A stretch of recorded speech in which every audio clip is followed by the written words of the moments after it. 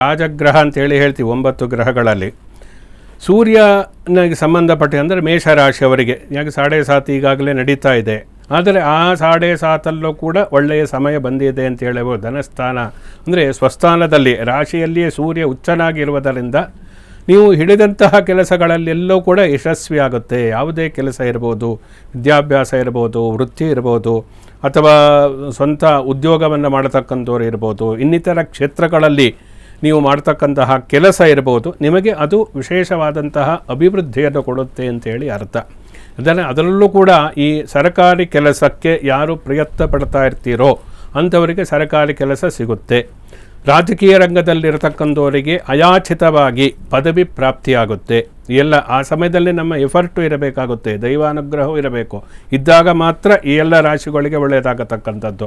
ಆ ಗ್ರಹಗತಿಗಳು ಇದೆ ಅಂದ ತಕ್ಷಣ ಬೇರೆ ಗ್ರಹಗತಿಗಳು ಅಥವಾ ಗ್ರಹಗಳ ಒಂದು ಪ್ರಭಾವ ಇರೋದರಿಂದ ಎಲ್ಲ ಆಗಿಯೇ ಬಿಡುತ್ತೆ ಅಂತೇಳಿ ಅರ್ಥ ಅಲ್ಲ. ನಾವು ಸರಿಯಾಗಿ ಜಾತಕ ವಿಶ್ಲೇಷಣೆಯನ್ನು ಮಾಡಬೇಕಾಗತ್ತೆ. ಆದರೆ ಜನರಲ್ಲಾಗಿ ನಾವು ಹೇಳಬೇಕು ಅಂದರೆ ಮೇಷರಾಶಿಯವರಿಗೆ ಈ ಮೇಷ ಮಾಸ ಅನ್ನತಕ್ಕಂಥದ್ದು ಒಳ್ಳೆಯ ಫಲವನ್ನು ಕೊಡುತ್ತೆ. ಮಕರ ರಾಶಿಯವರಿಗೆ 3-4ನೇ ಮನೆಯಲ್ಲಿ ಸೂರ್ಯ ಇರುವುದರಿಂದ, ಪಂಚಮದಲ್ಲಿ ಚಂದ್ರ ಇರುವುದರಿಂದ, ಚಂದ್ರಮ ಮನಸೋದಾತಃ ಮನಃಕಾರಕ, ದೃಢವಾದಂತಹ ನಿರ್ಧಾರ ತೆಗೆದುಕೊಳ್ಳಿಕ್ಕೆ ಆಗದೇ ಇರತಕ್ಕಂಥವರು, ಚಂಚಲ ಸ್ವಭಾವ ಇರತಕ್ಕಂಥವರಿಗೆ ಆ ರಾಶಿಯವರು ಆದಾಗ ಯಾವುದೋ ಒಂದು ಸರಿಯಾದಂತಹ ನಿರ್ಧಾರವನ್ನು ತೆಗೆದುಕೊಳ್ಳುವುದಕ್ಕೆ ಸಾಧ್ಯ ಆಗುತ್ತೆ. ಅದು ಯಾವುದೇ ವಿಚಾರದಲ್ಲಿ ಇರಬಹುದು. ಆ ಚಂಚಲ ಮನಸ್ಸು ಅನ್ನತಕ್ಕಂಥದ್ದು ಈ ಸಮಯದಲ್ಲಿ ನಿಮಗೆ ಇರುವುದಿಲ್ಲ. ಸರಿಯಾದ ನಿರ್ಧಾರವನ್ನು ತೆಗೆದುಕೊಳ್ತೀರಾ ಅಂದರೆ ಯಾವುದೋ ಒಂದು ಡಿಸಿಷನ್ ನಾವು ತೆಗೆದುಕೊಂಡ್ರೆ ಅದು ಜೀವನವನ್ನೇ ನಿರ್ಧರಿಸುತ್ತೆ. ಕೆಲವೊಂದು ನಿರ್ಧಾರಗಳು ಅಂದರೆ ಚಂದ್ರ ಬಲಿಷ್ಠನಾಗಿ ಸ್ವಸ್ಥಾನದಲ್ಲಿ ಉಚ್ಚನಾಗಿರುವುದು, ಸ್ವಸ್ಥಾನದಲ್ಲಿ ಅಲ್ಲ ಉಚ್ಚನಾಗಿರುವುದರಿಂದ ನೀವು ತೆಗೆದುಕೊಳ್ಳತಕ್ಕಂತಹ ನಿರ್ಧಾರಗಳು ಏನಿದೆ ಮಕರ ರಾಶಿಯವರಿಗೆ ಅದು ಸ್ಥಿರವಾಗಿರತಕ್ಕಂತಹ, ಶಾಶ್ವತವಾಗಿರತಕ್ಕಂತಹ, ಅಭಿವೃದ್ಧಿಯ ಪಥದಲ್ಲಿ ಹೋಗತಕ್ಕಂತಹ ಫಲವನ್ನು ಕೊಡುತ್ತೆ. ಮಿಥುನ ರಾಶಿಯವರಿಗೆ ಏಕಾದಶ ಸ್ಥಾನದಲ್ಲಿರುವುದೇ ಒಳ್ಳೆಯ ಫಲವನ್ನು ಕೊಡುತ್ತೆ. ಜೊತೆಯಲ್ಲಿ ಭಾಗ್ಯಸ್ಥಾನದಲ್ಲಿ ಸೂರ್ಯ ಇರುವುದರಿಂದ ಇಲ್ಲಿ ಸೂರ್ಯನೇ ಪ್ರಧಾನ ಆಗಿರತಕ್ಕಂಥದ್ದು. ಸಿಂಹರಾಶಿ ಕೇತು ಇದ್ದರೂ ಕೂಡ ಕೇತುವಿಗೆ ಹೇತು ಇಲ್ಲ ಅಂತೇಳಿ ಹೇಳ್ತಾರೆ. ಅಂದರೆ ಯಾವುದೇ ಕಾರಣಗಳು ಇಲ್ಲದೆ ವಿಘ್ನಗಳು ಬರ್ತಾ ಇರುತ್ತೆ, ಸಮಸ್ಯೆಗಳು ಬರ್ತಾ ಇರುತ್ತೆ.